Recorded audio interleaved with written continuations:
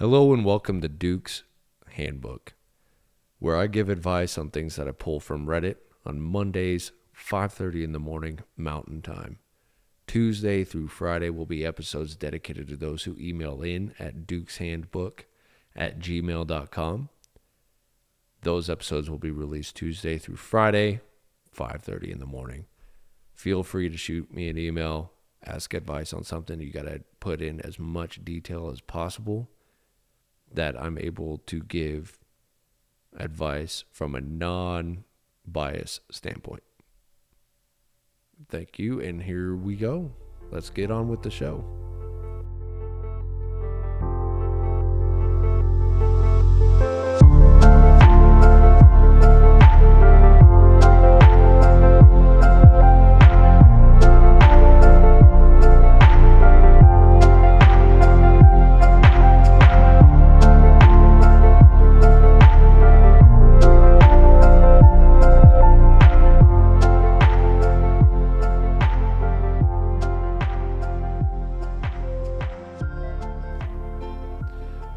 So this one is titled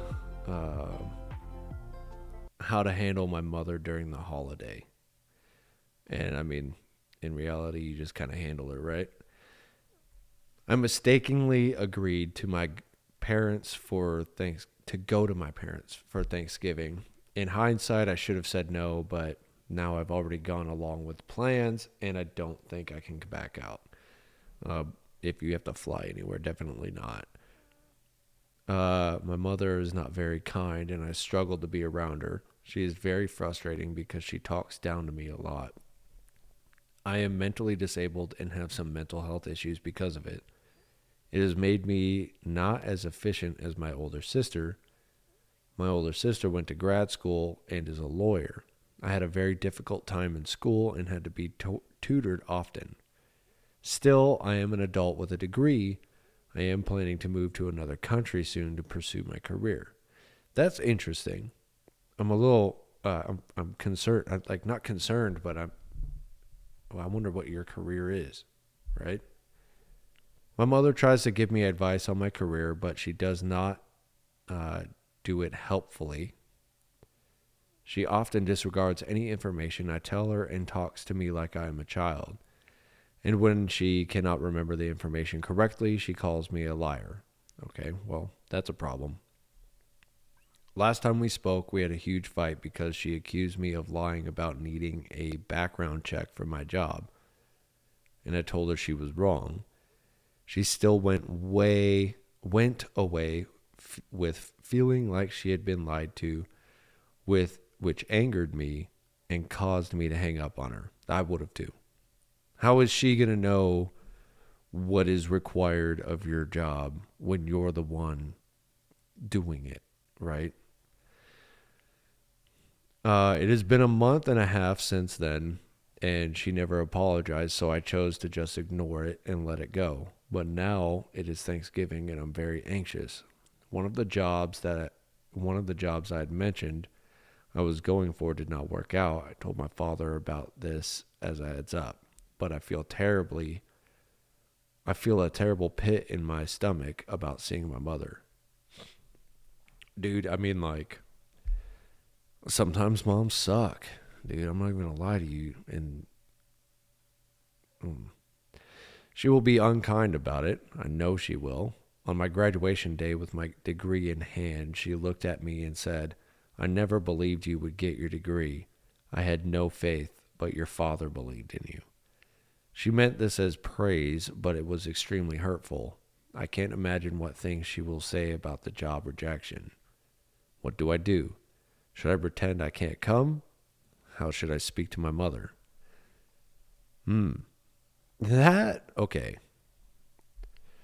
Your mom's kind of a bitch. I'm not going to lie. Sounds like she's a total asshole. That being said, I think going to the Thanksgiving dinner, I mean, still do that, but don't let your mother's kind of shitty personality rain down on your parade. Like, yeah, okay, so you didn't get the job. That doesn't mean shit. What I'm curious about is what you're going for your job. But whatever she says, dude, like, just kind of brush it off. Take it as a grain of salt or whatever, but don't let it totally bring you down. You know, if your dad supports you, at least you have like somewhat of a support structure there. I'm sure your older sister supports whatever you're going through. Having a mother like that or a parent like that that doesn't support you and has no faith in you, that really sucks and that can tear you down. But use your father's support system and belief in you more than you should care about your mother and what she thinks. So at that point, I would just completely disregard what mom thinks and just stick with dad. Just stick with dad, and it'll be okay. You're going to get a little bit of a rating from your mother on Thanksgiving, but I wouldn't let that sink in too much because it seems like you're doing pretty well for yourself. So keep up with that. All right. Well, here's another good one here. It's called "I'm thinking of breaking up with my girlfriend because she isn't intimate enough with me." Right off the get, I kind of get the idea of one is more sexually active or intimate with the other. So, I mean, obviously by the title. So let's just get into this one. Me, 24 male, and my girlfriend, 25 female, have been in a relationship for 6 months. This is my first ever relationship, and we haven't had sex yet. I had been a virgin for 24 years with obsessive masturbation habits because of my loneliness until I met her, and I finally had my first kiss at 24. It's quite a while. Now the problem is she is a great woman, but she doesn't like being intimate. She only kisses me on the cheek like once in 3 days, and we rarely ever make out. It frustrates the shit out of me, and I end up masturbating in my room alone. Yeah, I mean, like, I probably would too. She even slapped me once when I hugged her from behind and touched her breasts. I have felt unwanted my whole life, and I am feeling that even after getting into a relationship.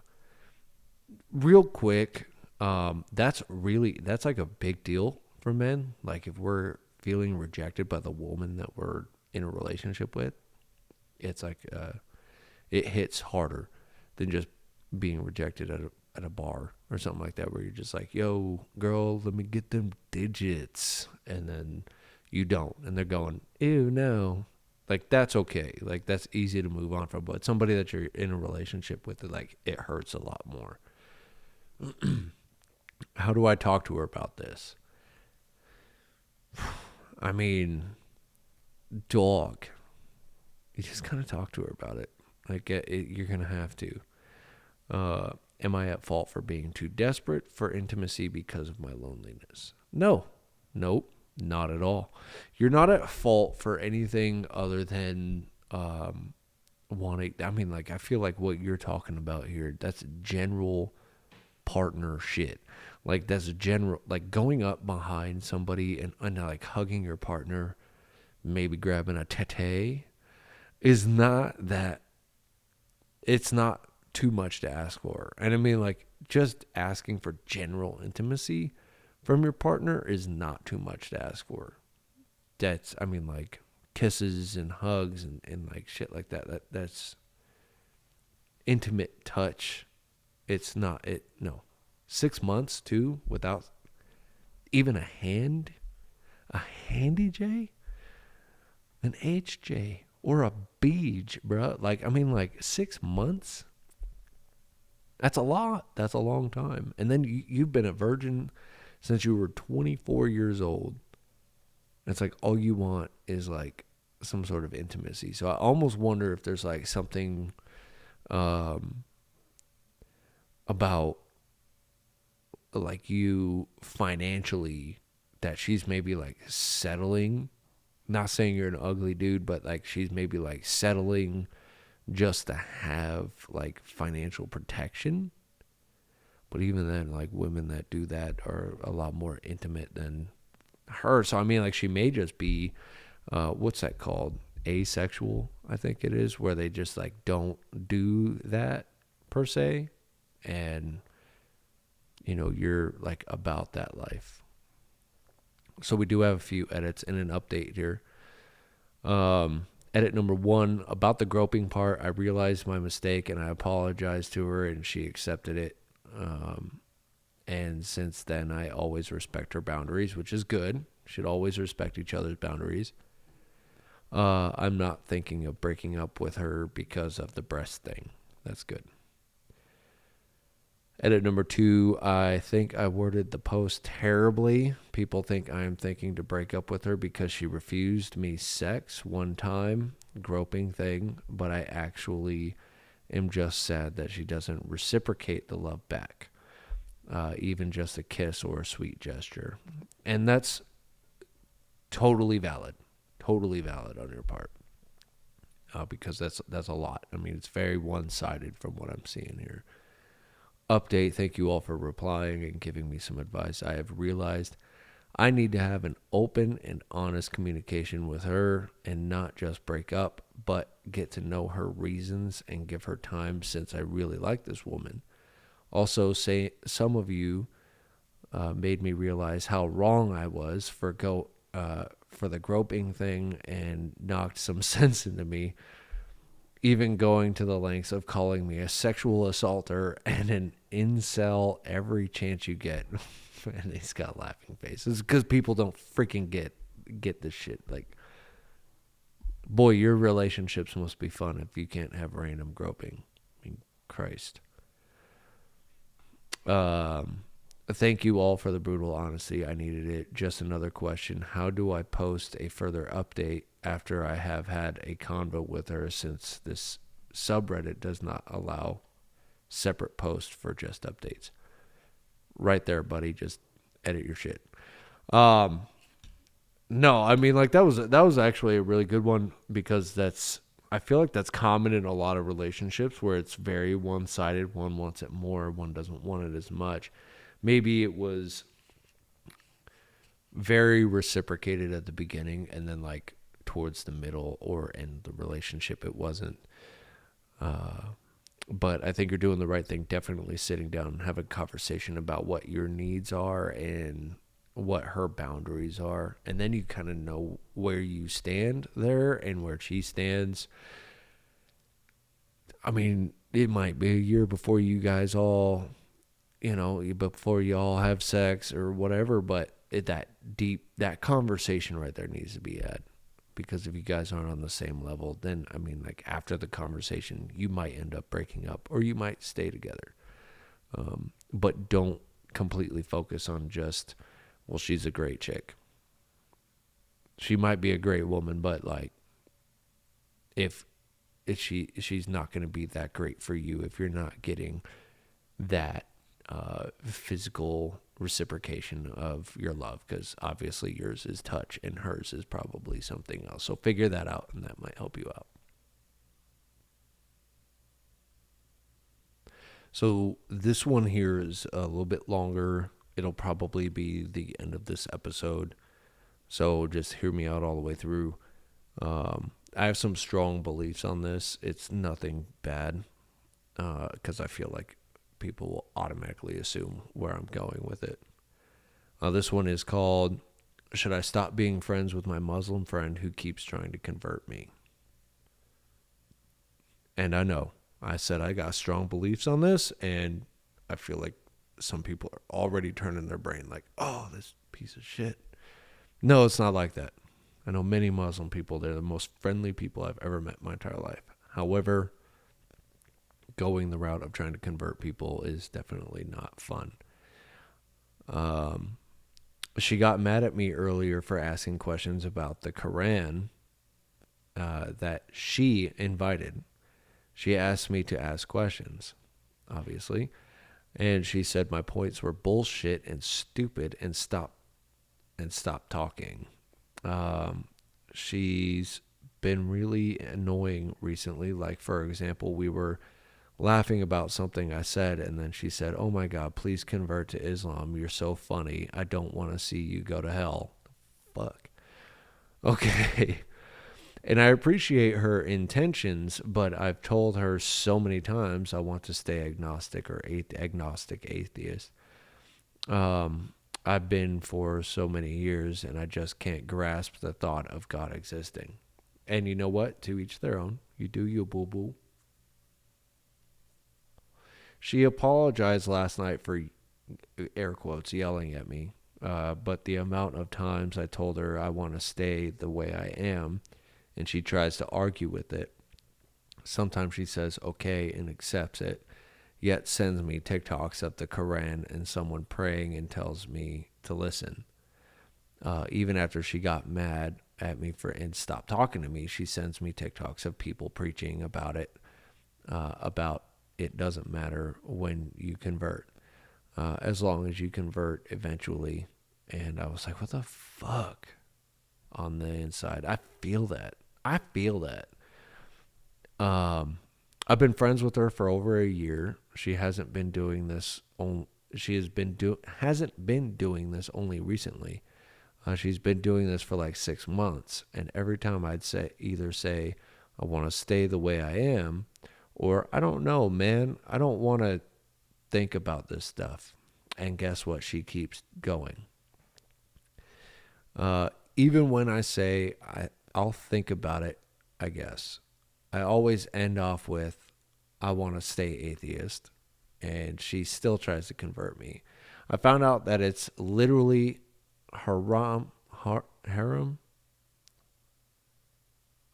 to force people to convert, whatever that word is. It's HARAM, to force people to convert. But I feel like if I told her that, she get so defensive and mad.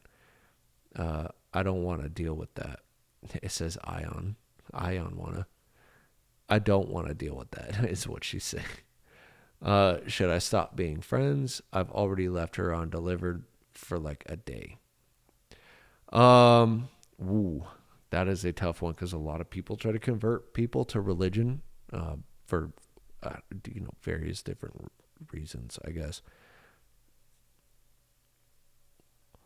I would say just like you might just need to be very blunt. And this is where I'm coming from. Like all the Muslim people I know have been absolutely kind, caring, friendly people.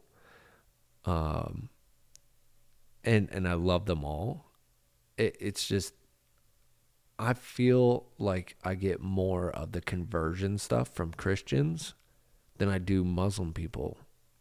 Um, so in the case of Islam and Muslim, there's a little bit of a difference. Islam is a little bit more.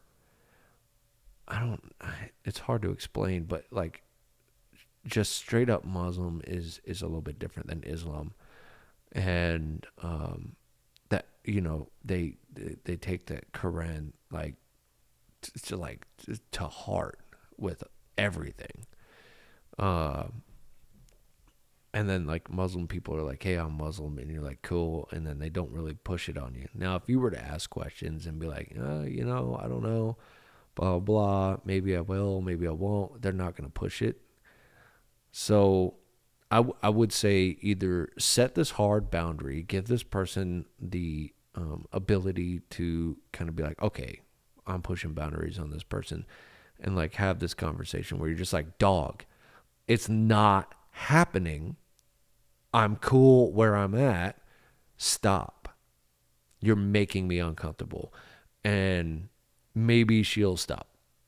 And if she doesn't, then you're just going to have to cut that friendship off. I'm going to be honest with you. It's a lot easier to cut somebody out of your life and not have to deal with the constant, like, you should be, you should be, you should be, because they are, and then deal with it and just tolerate it for whatever. You're eventually going to get to a point where you're just like, I'm fucking done, dude. So leaving her on red for about a day, probably good. I think she'll probably get the hint that it's starting to get really annoying for you and let it go. But having that conversation is going to maybe benefit you and maybe not. And if it doesn't, then you're just going to have to cut the friendship off. So like even my Indian Sikh friends, oh, you should come to temple, blah, blah, blah, this and that. And I'm always like, I'm good off that. And then that's it. Like they never pressed it. You know what I mean? So yeah, you're just going to have that conversation and deal with that face to face, because there you go. I mean, like that's it. That's all you got. Hope everything works out, and I hope that you get that whole thing figured out. And aside from that, I mean, like that'll be the end of this episode. Thank you for listening. Thank you for like hanging in there. I know the first X amount of episodes were just complete garbage, but I'm actually kind of coming into myself now a little bit more and bringing myself more into these episodes. So thank you for listening. I really appreciate it. Shoot me an email, dukeshandbook@gmail.com, if you need some advice on your personal things. Donations always help. There is a link tree that will be in the description, I guess. We also have a YouTube channel. You can go there. There's now a subreddit for Duke's Handbook. You can go there and follow that. That's just r/Duke's Handbook. And TikTok, Twitter, Instagram, not anymore. But there's a Facebook page. So just go check all that stuff out. I'm really looking forward to hearing from you guys, and I hope you have a good rest of your